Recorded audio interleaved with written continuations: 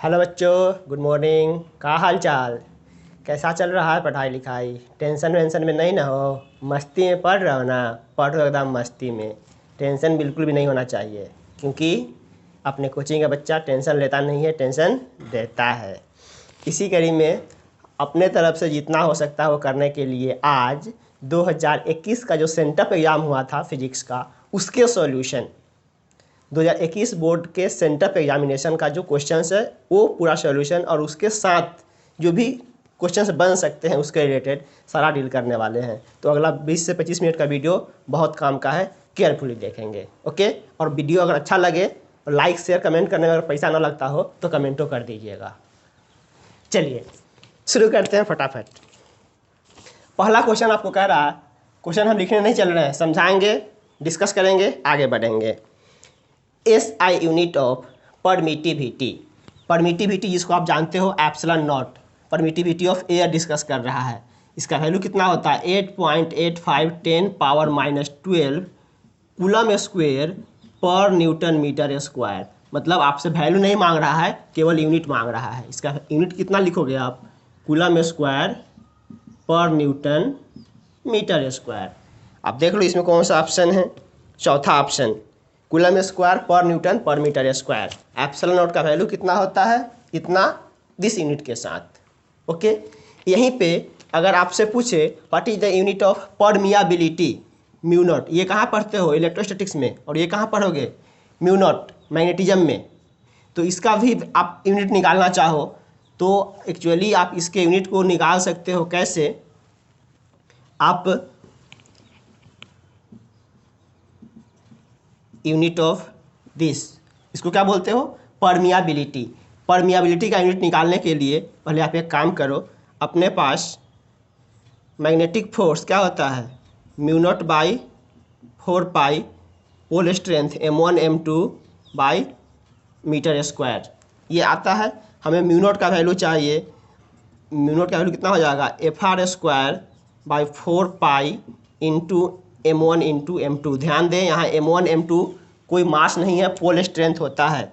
इसका अगर यूनिट लिखूँ तो F newton distance metre square by 4 pi unit less है m1 इंटू m2। m1 और m2 क्या है? Pole strength. यूनिट क्या होता है? Ampere metre. तो ampere square metre square, 1 metre से 1 मीटर चले गए, न्यूटन पर एम्पियर स्क्वायर। तो अगर आपसे कोई म्यू नॉट का वैल्यू पूछे तो आप लिख सकते हो न्यूटन पर एम्पियर स्क्वायर। ये रहा म्यू नॉट का यूनिट। आगे बढ़ते हैं। अगला क्वेश्चन आपका कह रहा है कि sum of charges on 2 parallel plates of a capacitor. किसी पैरेलल प्लेट के दोनों प्लेट के चार्ज का समेशन कितना होता है? इक्वल एंड अपोजिट चार्ज होते हैं, समेशन क्या हो जाएगा? गणेश जी वाला लड्डू, कुल मिलाकर के 0। तो किसी भी पैरेलल प्लेट कैपेसिटर के दोनों प्लेटों के चार्ज का समेशन कितना आएगा? 0। Option number A. Next question कह रहा है the motion of electron inside a current carrying conductor is. थोड़ा सा कंफ्यूजिंग क्वेश्चन है। किसी करेंट कैरिंग कंडक्टर के अंदर किसी इलेक्ट्रॉन का मोशन कैसा होता है? अगर ऑप्शन में ड्रिफ्टिंग आ रहा है, अगर ऑप्शन में ड्रिफ्टिंग आ रहा है देन बिना कुछ सोचे समझे ड्रिफ्टिंग मार के आप बाहर निकल जाओ। लेकिन अगर ऑप्शन में ड्रिफ्टिंग नहीं है देन आप एवरेज यूनिफॉर्म डालोगे, एवरेज यूनिफॉर्म। ओके? ड्रिफ्टिंग अगर ऑप्शन में है तो किसी भी कंडक्टर के अंदर इलेक्ट्रॉन का मोशन होता है ड्रिफ्टिंग, मतलब कभी स्पीडिंग, कभी डाउन, कभी बढ़ना, कभी घटना, इसी को बोलते हैं ड्रिफ्टिंग स्पीड। नेक्स्ट कह रहा है the total electric flux coming out from a Gaussian surface having unit positive charge. किसी यूनिट पॉजिटिव चार्ज से इनक्लोज्ड किसी गॉसियन सरफेस के अंदर से कितना फ्लक्स निकलेगा? तो गॉस थ्योरम लगा दो, phi equals to 1 by epsilon times of total charge. Q का वैल्यू कितना बोल रहा है? 1। तो फाई क्या निकल गया? 1 बाई एप्सिलॉन नॉट, मतलब एप्सिलॉन के पावर -1। डायरेक्टली ऑप्शन पड़ा हुआ है एप्सिलॉन के पावर -1। कितना फ्लक्स निकलेगा? 1 बाई एप्सिलॉन नॉट। नेक्स्ट आगे कह रहा है the value of electric potential at a distance R from a point charge will be. किसी पॉइंट चार्ज से r डिस्टेंस पर इलेक्ट्रिक पोटेंशियल का वैल्यू किसके डायरेक्टली प्रोपोर्शनल या इन्वर्सली होता है, तो भी क्या लिखते हो आप 1/4 epsilon naught Q by R. खुद से सोचो, भी इन्वर्सली प्रोपोर्शनल टू आर, भी inversely proportional to R, option number B. Next कह रहा है the drift velocity V D of electron in current carrying conductor and electric field E applied on the conductor are related as. किसी भी conductor के drift velocity में और उसके electric field intensity में कैसा रिलेशन होता है, तो आप जानते होंगे शायद, भी drifting E tau by M, E tau by M. तो इलेक्ट्रिक फील्ड इंटेंसिटी के डायरेक्टली प्रोपोर्शनल में जा रहा है drift velocity directly proportional to electric field intensity E. Okay, next कह रहा है, इंग्लिश क्वेश्चन पढ़ लेते हैं। 64 identical drops each of capacity 5 microfarad combined to form a big drop, calculate the capacity of big drop. आपके पास ये 64 पर दिया है ना, हमने n पर एक डिस्कस कर दिया, पहले देख लो आप।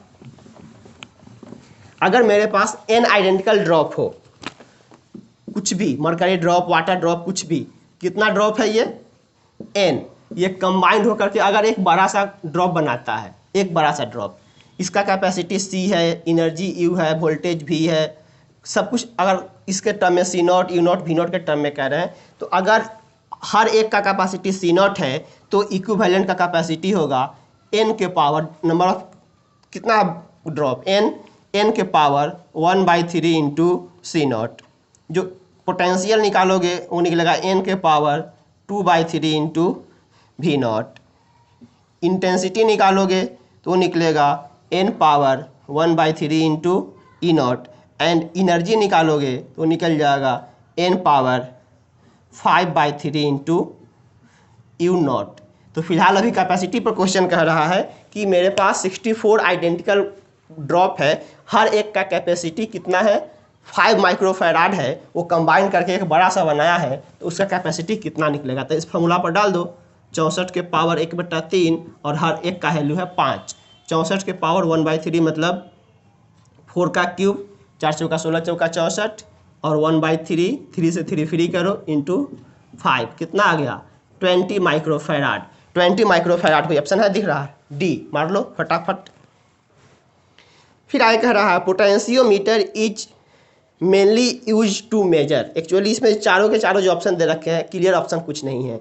पोटेंशियोमीटर का यूज हम लोग कहाँ करते हैं, एक्चुअली उसका पूरी यूज हम लोग करते हैं किसी भी सेल का इंटरनल रेसिस्टेंस निकालने के लिए, दो सेल के बीच ईएमएफ का कंपैरिजन करने के लिए, और नहीं तो किसी एक पार्टिकुलर सेल का ईएमएफ निकालने के लिए। जिसमें से ये चारों में से कोई ऑप्शन नहीं है, आप इस ऑप्शन को गोली मारो। केवल आप देखना कि पोटेंशियोमीटर वायर का यूज हम यूज करते हैं कहाँ पर, किसी सेल का इंटरनल रेसिस्टेंस निकालने के लिए, दो सेल के ईएमएफ में कंपैरिजन करने के लिए, और नहीं तो किसी एक पार्टिकुलर सेल का ईएमएफ निकालने के लिए। ध्यान रहे, तो इस चारों में से कोई ऑप्शन मैच नहीं कर रहा आपका। आगे बढ़ेंगे। The resistance of wire is R if the diameter of wire is half by stretching it then resistance of it will be. किसी एक वायर जिसका इनिशियल रेसिस्टेंस आर था, इसको खींच के लमार के पतला बना दिया, और इस तरीके से लमारा है ताकि इसका जो डायमीटर है वो आधा हो गया है, पहले के डायमीटर से उसका डायमीटर आधा हो गया है। तो अगर डायमीटर आधा हुआ है मतलब रेडियस भी आधा हो गया है। तो इस केस में कह रहा है कि इसका नया रेसिस्टेंस क्या होगा। तो आप देखे हो जनरल फॉर्म में आपके पास रेसिस्टेंस आर इक्वल टू क्या होता है, रो एल बाई ए। और चूंकि इस एक्सपेंशन या कंप्रेशन में रेसिस्टर का वॉल्यूम कांस्टेंट होता है, तो ऊपर और नीचे क्या करो आप ए से गुना कर दो। ए से गुना कर दोगे तो क्या बन जाएगा, रो लेंथ इंटू एरिया बन जाएगा, वॉल्यूम बाई एरिया स्क्वायर। तो R is equal to rho volume, और एरिया को भी लिख सकते हो पाई आर स्क्वायर का स्क्वायर, मतलब ये बन गया rho into volume by pi square R power 4, मतलब resistance inversely proportional to radius के पावर 4। कभी भी किसी वायर को स्ट्रेच करके पतला या मोटा कर रहा है, देन रेसिस्टेंस उसके रेडियस के पावर 4 पे इन्वर्सली डिपेंड करेगा, रेडियस के पावर 4 पर इन्वर्सली डिपेंड करेगा। तो यहाँ से आप डिस्कस कर लो फटाफट से। R inversely proportional to 1/r power 4 जा रहा है, तो अगर R2 बाई R1 करेंगे तो R1 बाई R2 का हो जाएगा पावर 4।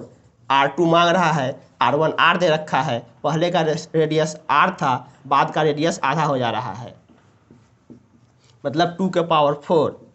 R2 कितना हो जाएगा 16 टाइम्स, 2 दूनी 4 दूनी 8 दूनी 16 टाइम्स ऑफ R, 16 गुना बढ़ जाएगा। जैसे ही आधा करेंगे रेडियस, रेसिस्टेंस बढ़ जाएगा 16 गुना। ध्यान देंगे अगर ये चीज़ लेंथ के टर्म में डिस्कस करता तो लेंथ के टर्म में R proportional to L square जा रहा है, R proportional to L square होता है लेंथ के टर्म में, ये भी याद रखेंगे।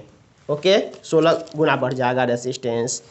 आगे बढ़ रहा है, कह रहा है charge Q moving on a region where electric field intensity and magnetic field intensity both are occurred then force acting on it will be. किसी चार्ज पार्टिकल जो कि इलेक्ट्रिक और मैग्नेटिक फील्ड दोनों उस पर काम कर रहा है तो कितना फोर्स लगेगा। आप जानते हो फोर्स इलेक्ट्रिक फील्ड में कितना लगता है Q इंटू ई, और मैग्नेटिक फील्ड में Q into V cross B. F is equal to क्या हो जाएगा, Q कॉमन निकाल लो, E plus V cross B, तो इतना का फोर्स लगेगा। और इसी फोर्स को हम लोग बोलते हैं लॉरेंज फोर्स, लॉरेंज फोर्स। तो यहाँ से क्वेश्चन घुमा सकता है कि what is the value of Lorentz force, Q into E plus V cross B. ध्यान देना यहाँ भी क्रॉस बी होता है, गलती से बी क्रॉस भी मत मार लेना। या आपसे कभी ये भी क्वेश्चन कह सकता है किसी चार्ज पार्टिकल के मैग्नेटिक फील्ड में कितना फोर्स लगेगा, तो Q into V cross B, और इलेक्ट्रिक फील्ड में Q इंटू ई। 3 क्वेश्चन यहाँ से बन गए। आगे बढ़ेंगे, when the separation between two charges is increased the electric potential energy of the system of charges will be what। अगर दो चार्ज पार्टिकल, एक यहाँ Q1 है दूसरा Q2 है, सेपरेशन R है, अगर इसके सेपरेशन को बढ़ाए तो electric field electric potential energy पे क्या फर्क पड़ेगा। तो आप जानते हो U का वैल्यू क्या होता है 1/4 pi epsilon not K times of Q1 Q2 by R, Q1 Q2 by R। तो जैसे जैसे हम वहाँ इन्वर्स का ही रिलेशन दिखा रहा है, कह रहा है कि ये क्या वैल्यू होगा, जैसे जैसे R बढ़ेगा U का वैल्यू क्या होगा, घट जाएगा। क्लियर, हाँ। तो जब भी दो चार्ज पार्टिकल के बीच का सेपरेशन बढ़ाए तो उसके बीच का एनर्जी घट जाएगा। आगे बढ़ेंगे, two resistance R and 2R are connected in series in electric circuit. Thermal energy developed in R and 2R are in the ratio of। किस रेशियो में थर्मल एनर्जी बढ़ेंगे या घटेंगे। दो रेसिस्टेंस है, एक का वैल्यू R है, दूसरे का वैल्यू 2R है, और दोनों को सीरीज में कनेक्ट करा तो कह रहा है कि दोनों से जो हीट डिसिपिएट होगा उसका रेशियो आप निकाल करके दो। तो सीरीज में पहले आप दो रेसिस्टर जोड़ो, एक रेसिस्टर, दो रेसिस्टर, एक R एक 2R। अब जानते हो कि कहीं भी सीरीज सर्किट में जो करंट फ्लो होता है वो सेम होता है, तो जो भी करंट फ्लो करेगा दोनों से करंट सेम होगा। पावर आप क्या जानते हो I² R, I दोनों के लिए सेम है, P प्रोपोर्शनल टू R। मतलब अगर P1 बाई P2 मांग रहा है, P1 बाई P2 तो हो जाएगा R1 बाई R2। R1 है R, R2 है 2R, मतलब 1:2 का रेशियो, 1:2 के रेशियो में दोनों पावर कंज्यूम करेंगे। नेक्स्ट कह रहा है the capacitor each of capacitance 6 microfarad are available. 3 capacitor है आपके पास 6 माइक्रोफैराड का, उस तीनों को जोड़ करके आप मिनिमम कितना वैल्यू ले सकते हो और मैक्सिमम कितना वैल्यू ले सकते हो मांग रहा है। तो आप जानते हो कि जब कैपेसिटर को सीरीज में जोड़ते हो, सीरीज में,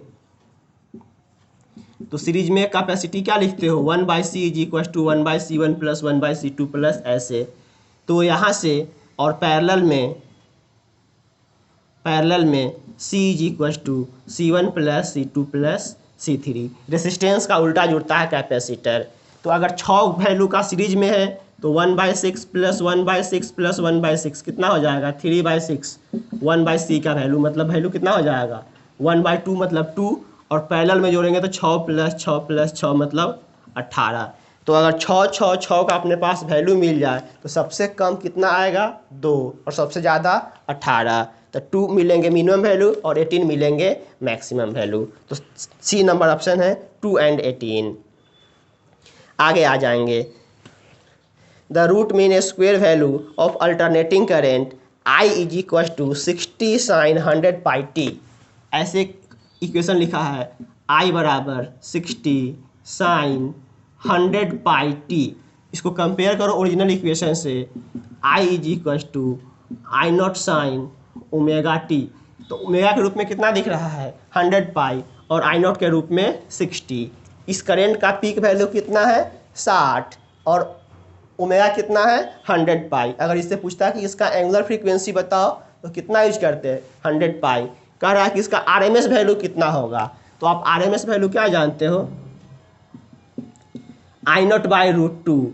आई नॉट कितना दिख रहा है 60 बाई रूट टू। जानते हो कि रूट नीचे नहीं छोड़ते हैं, ऊपर नीचे मल्टीप्लाई कर दो, ये वैल्यू कितना हो जाएगा 60 रूट टू बाई टू मतलब 30 रूट टू। 30 रूट टू का उसका होगा आरएमएस वैल्यू। एक ऑप्शन दिख रहा है बी नंबर, मान लो बिहार 30 रूट टू। आगे बढ़ेंगे। The impedance of LR series connection is. LR series connection का इम्पीडेंस कितना होता है, आप जनरल जानते हो जेड इज इक्वल टू ए सी के R square XL minus XC का होल स्क्वायर, जिसका वैल्यू होता है आर स्क्वायर, एक्सएल होता है ओमेगा एल का स्क्वायर और माइनस एक्सी होता है 1 बाई ओमेगा सी का स्क्वायर, सॉरी स्क्वायर यहाँ पर। तो यही वैल्यू होते हैं। कह रहा है कि मेरे पास सर्किट है एल और आर, मतलब सी वाला टर्म नहीं है, तो एल और आर में कितना हो जाएगा R square plus omega square L square का over root. Option number D दिखाई दे रहा है कि किसी एल आर सर्किट का इम्पीडेंस कितना हो जाएगा over root R square plus omega L का होल स्क्वायर। आगे, which of the following rays is not deflected by magnetic field. कौन सा रे मैग्नेटिक फील्ड से डिफ्लेक्ट नहीं करता है। आप जानते हो अल्फा पॉजिटिव होता है निगेटिव की तरफ भागता है, बीटा निगेटिव होता है पॉजिटिव की तरफ भागते हैं, और गामा रे जो होता है वो चार्जलेस होता है, वो किसी भी फील्ड में डिफ्लेक्ट नहीं करता है। आंसर आ जाएंगे गामा रेज। आगे बढ़ते हैं। कह रहा था power factor of chalk coil is. Chalk coil का पावर फैक्टर कितना होता है। चॉक कॉइल एक ऐसा डिवाइस है जिसके कॉस फाई मतलब फेज डिफरेंस जो होते हैं वो 90 डिग्री के होते हैं, और फेज डिफरेंस 90 डिग्री हो रहा है मतलब पावर फैक्टर कितना हो जाएगा कॉस फाई 0, क्योंकि पावर फैक्टर को दिखाते हो कौन चीज़ से कॉस फाई। कॉस फाई को ही बोलते हो आप पावर फैक्टर, और चॉक कॉइल में फाई का वैल्यू होता है 90 डिग्री, तो पावर फैक्टर कितना हो जाएगा 0। यहाँ से दो क्वेश्चन कह सकता है कि चॉक कॉइल का पावर फैक्टर कितना होता है 0। चॉक कॉइल में फेज डिफरेंस कितने का होता है 90 डिग्री। आगे बढ़ेंगे। Mathematical form of Biot Savart law is. Biot Savart law का मैथमेटिकल फॉर्म क्या होता है। ऐसे ही डिस्कस करके जो भी क्वेश्चंस आप सुन रहे हो वीडियो पॉज करके ढंग से उसका नोट्स तैयार करोगे, क्योंकि इस 42 क्वेश्चंस में 100 क्वेश्चंस बन जाएंगे। बहुत सारा क्वेश्चन हम साइड से बता रहे हैं। चलिए, बायोट सेवर्ट लॉ आप क्या जानते हो, mu naught by 4 pi I dl sine theta by R square, जानते हो ना। अब यहाँ पर देख लो इस फॉर्म में कौन सा रिलेशन आपको मिल जाएगा, mu naught by 4 pi I dl को क्या लिख सकते हो dl cross R by R square, ये जो भी ऑप्शन है मार लो। ये ऑप्शन नंबर है mu naught by 4 pi dl cross R by R square, second option है म्यू नॉट बाई 4 पाई। ध्यान देना यहाँ म्यू नॉट बाई 4 पाई भूल ही गया है लिखना यहाँ पर कोई ऑप्शन नहीं मैच कर रहा है, आप गौर से देख लेना। Mu naught by 4 pi dl cross R बटा आर स्क्वायर। आप बायोट सेवर्ट लॉ कहीं नहीं जानते हो, mu naught by 4 pi I dl sine theta by R square. I dl sine theta को क्या लिख सकते हो dl cross R, dl vector मतलब उसके एलिमेंट के लेंथ क्रॉस आर वेक्टर का cross product divided by R square. इस फॉर्म में ये वैल्यू आ जाएगा। नहीं तो अगर इसका यूनिट वेक्टर बना करके मेन वेक्टर बनाता है तब भी फॉर्मेट यही रहेंगे, मतलब इस फॉर्मेट से कोई ऑप्शन ही मैच नहीं कर रहा आपका। फिर कह रहा है अगला क्वेश्चन, निकेल कैसा सब्सटेंस है, पैरामैग्नेटिक, डाईमैग्नेटिक, फेरोमैग्नेटिक या कोई नहीं। आप ध्यान देंगे जो भी ये क्वाइनेज मेटल होते हैं जिसको आप बोलते हो फेकोनी क्यूजन ferrous cobalt nickel zinc copper and zinc फेकोनिक्यूजन। हाँ, ferrous, cobalt, nickel and copper ये चारों के चारों फेरोमैग्नेटिक सबस्टांस है, याद रखेंगे। Ferrous, copper, nickel and zinc ये चारों के चारों डायमैग्नेटिक सबस्टांस है। यहाँ आपसे कह रहा है कि निकेल कैसा सबस्टांस है, sorry ferromagnetic. Ferrous, cobalt, nickel, copper और जिंक ये सब के सब कैसे सबस्टांस है, फेरोमैग्नेटिक सबस्टांस है। The angle between magnetic meridian and geometric meridian is called angle of declination. किसी भी अर्थ के ज्योमेट्रिक मेरिडियन और मैग्नेटिक मेरिडियन के बीच के एंगल को क्या बोलते हो, एंगल ऑफ डेक्लिनेशन, जिसका वैल्यू होता है 11.3 डिग्री। 11.3 से 11.6 डिग्री के आसपास का यह वैल्यू होता है, वैरी करते रहेगा। फिर अगला क्वेश्चन कह रहा है the speed of electromagnetic wave in any material medium does not depends upon intensity. Intensity से फ्री होता है किसी भी इलेक्ट्रोमैग्नेटिक वेव का स्पीड। नेक्स्ट कह रहा है the radius of curvature of surface of a biconvex lens is 20 centimetre and the refractive index of the material is 1.5, then focal length is what. आप जानते हो किसी भी लेंस का focal length lens maker formula से कितना निकालते हो, 1/f mu lens minus mu medium by mu medium into 1/r1 minus 1/r2। यही है ओरिजिनल लेंस मेकर फार्मूला, जिसमें आपको ये कह रहा है बाई कन्वेक्स लेंस, मतलब ये भी r है और ये भी r है, दोनों के दोनों इक्वी बाई कन्वेक्स लेंस है, जिसका रेडियस ऑफ कर्वेचर कितना है 20 सेंटीमीटर। तो r1 का कर्वेचर कितना होगा, प्लस में 20 और r2 का कर्वेचर माइनस में 20। तो कह रहा है इसका फोकल लेंथ कितना होगा। रिफ्रैक्टिव इंडेक्स लेंस का है 1.5, मीडियम में 1 air by 1 into 1/20 minus 1/20। Solve कर दो, 1.5 माइनस 1 0.5, 1/20 प्लस 1/20 2/20, 0.5 से मतलब 1/2 इंटू 2/20, 1/f। f का वैल्यू क्या रह गया 20 सेंटीमीटर। अजीब है, अभी बचपन में जानते थे कि रेडियस ऑफ कर्वेचर का आधा होता है focal length. Radius of curvature कितना दिया हुआ है 20, फोकल लेंथ कितना रह जा रहा है 20। कंफ्यूज करके उसको 10 या 40 मत मार लेना, ध्यान देना 20 सेंटीमीटर। फिर कह रहा the transverse nature of light wave is estimated by. Light का ट्रांसवर्स वेव कौन चीज़ से आप पता करते हो, पोलराइजेशन। चूँकि पोलराइजेशन का जो वाइब्रेशन होता है वन साइडेडनेस होता है, और पोलराइजेशन ही एक ऐसा प्रूफ है जो किसी भी वेव के ट्रांसवर्स नेचर को दिखाता है। और इसी कारण आप जानते हो कि साउंड वेव जो कि एक लॉन्गिट्यूडनल वेव है कभी भी पोलराइजेशन शो नहीं करता है। लॉन्गिट्यूडनल वेव जितने भी हैं वो पोलराइजेशन शो नहीं करते हैं। कौन शो करता है, केवल ट्रांसवर्स वेव। आगे कह रहा है the image formed by a simple microscope is. Simple microscope के थ्रू बना हुआ इमेज कैसा बनता है। आप देखो, एक सिंपल माइक्रोस्कोप मतलब जिसको बोलते हो रीडिंग ग्लास, तो आप प्रिंसिपल फोकस के बीच में जब ऑब्जेक्ट डालते हो तो ये आकर के इसी साइड में बड़ा सा सीधा इमेज बना लेता है, जिसको क्या बोलते हो इरेक्ट एंड वर्चुअल। तो सिंपल माइक्रोस्कोप से बना हुआ इमेज होता है वो इरेक्ट होता है एंड वर्चुअल होते हैं। Virtual and erect, option number first. फिर कह रहा है a ray of light travels from glass to water. Glass से वाटर में जा रहा है, the value of critical angle is.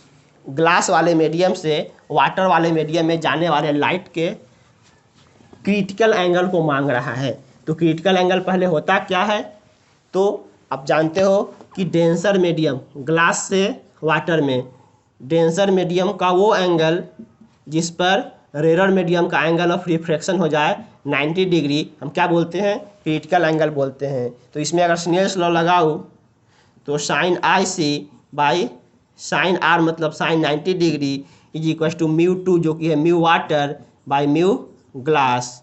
तो साइन आई सी क्या निकल जाएगा, म्यू वाटर मतलब 4/3 बाई म्यू ग्लास 3/2, कितना आ गया 8/9। आई सी का वैल्यू साइन इनवर्स में 8/9 मिला लो, ऑप्शन नंबर बी है। तो जब भी एक मीडियम के रेस्पेक्ट में दूसरे मीडियम का मांगे, अगर यही बोलता कि ग्लास का वाटर के रेस्पेक्ट में ना निकाल के एयर के रेस्पेक्ट में निकालो, तो यहाँ वैल्यू क्या हो जाता 4/3, अब बाई में 1 मतलब हो जाता है साइन इनवर्स 4/3, जिसका वैल्यू आता है कितना ग्लास के लिए अप्रॉक्सीमेटली 42 डिग्री एयर के रेस्पेक्ट में, वाटर के लिए 49 डिग्री, डायमंड के लिए 24 डिग्री, ध्यान रखेंगे।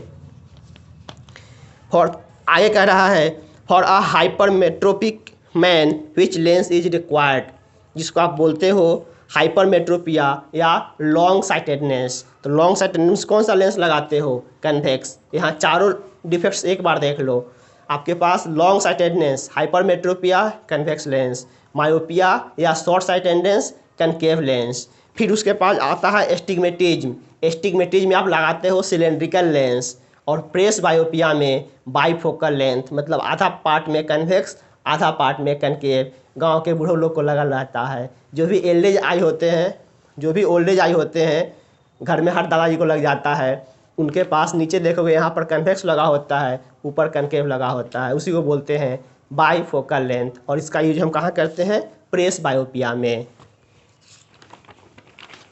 फिर आगे बढ़ोगे, for normal adjustment the length of astronomical telescope, astronomical telescope का लेंथ कितना होता है नॉर्मल एडजस्टमेंट में FO + FE, FO + FE, option number D FO + FE। लेकिन यहाँ पर रोक करके हम कई क्वेश्चन करना चाहेंगे। अगर एस्ट्रोनॉमिकल टेलीस्कोप का लेंथ मांग रहा है नॉर्मल में तो FO + FE, list distance of distinct vision के लिए मांग रहा है तो FO + UE। ये सारे क्वेश्चन ऐसे ही सुन के छोड़ नहीं दोगे, डिस्कस करके अपने कॉपी में ढंग से लिख लोगे। तो फॉर नॉर्मल विजन, नॉर्मल और फॉर लिस्ट, तो नॉर्मल विजन में लेंथ होता है FO + FE। किसके लिए है ये सब कुछ लिख रहा हो टेलीस्कोप के लिए, टेलीस्कोप के लिए लिख रहे हो, लेंथ होता है FO + FE और मैग्नीफिकेशन होता है FO/FE। और list distance of distinct vision के लिए जो लेंथ लिखते हो वो होता है FO + UE एंड मैग्नीफिकेशन होता है FO/FE × 1 + FE/D। ध्यान देंगे, यहाँ से 4 ऑप्शन ऑब्जेक्टिव बन चुके हैं। अभी फिलहाल कह रहा है कि नॉर्मल विजन में टेलीस्कोप का लेंथ कितना होता है FO + FE। आगे बढ़ेंगे, for constructive interference phase difference between two rays is, phase difference constructive में कितना होता है 2n π। अभी फिलहाल जो ऑप्शन दिख रहा है उस ऑप्शन में हो जाएगा 0, चूँकि ऑप्शन एक दे रखा है 0, एक दे रखा है π/2, एक दे रखा है पाई और एक दे रखा है 3π/4। तो 2n π में n का वैल्यू 0 डाल दो, कितना वैल्यू आ जाएगा 0। तो 0 डिग्री पर हमें 0 पर 2π पर 4π पर 6π पर हमें वैल्यू क्या मिलता है कंस्ट्रक्टिव इंटरफेरेंस मिलते हैं, मतलब मैक्सिमा मिलता है। और पाथ डिफरेंस के टर्म में बात करें तो n λ, फेज डिफरेंस 2n π और पाथ डिफरेंस कितना निकलता है n λ, integral multiple of wavelength.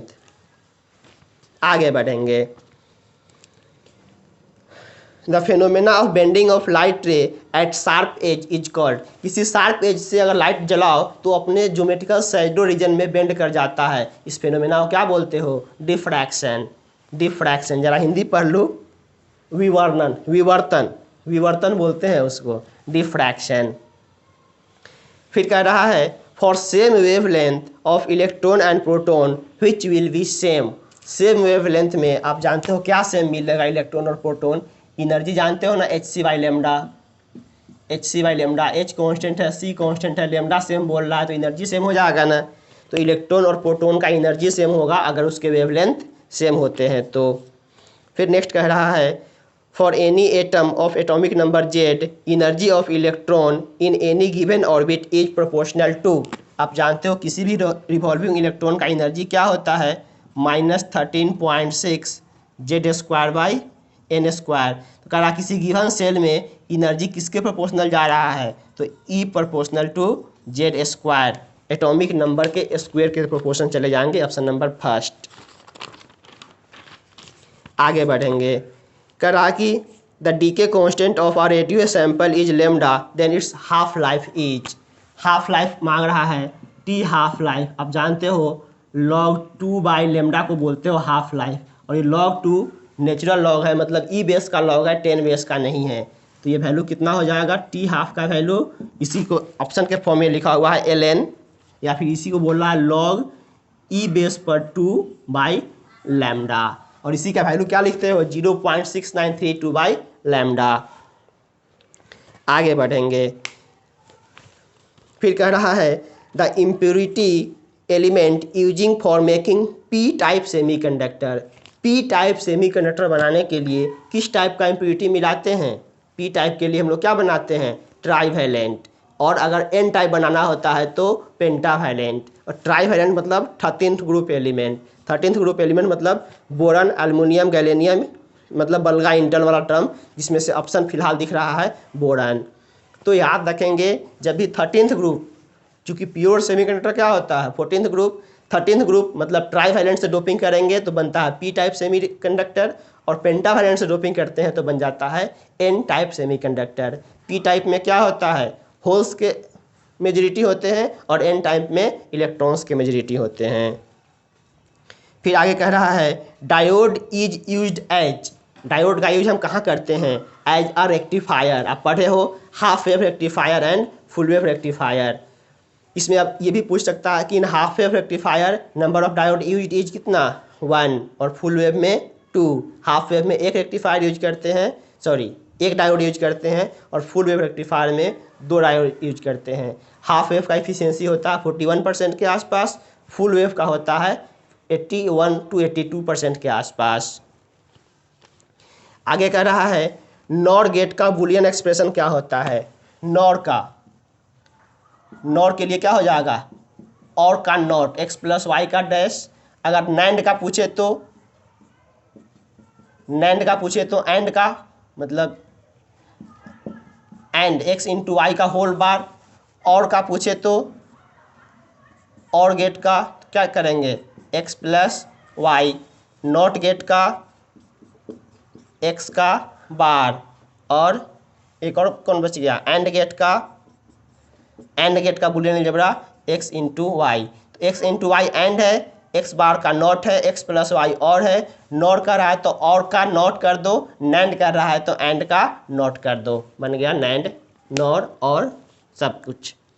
ध्यान दे, फिर कह रहा कि इस शेप में मेरे पास कैपेसिटर लगा हुआ है, एक यहाँ और एक यहाँ, सारे वैल्यू 3 का है, ये भी 3, सॉरी ये 2 है, ये 3 है, ये 2 है और ये 4 है। कह रहा कि इसका इक्विवेलेंट कैपेसिटी कितना होगा, तो 3 और 2 पैरेलल में है, 5 कर जाएगा, तो सिंपल जोड़ लेंगे, एक 5 और यहाँ पर एक 4। अब इसको जोड़ देंगे 1/, में करके 1/c is equal to 1/5 plus 1/4। C का वैल्यू कितना हो जाएगा, 5 चौका 20 बटा 5 4 9। सी का वैल्यू आ गया 20/9 माइक्रोफराड।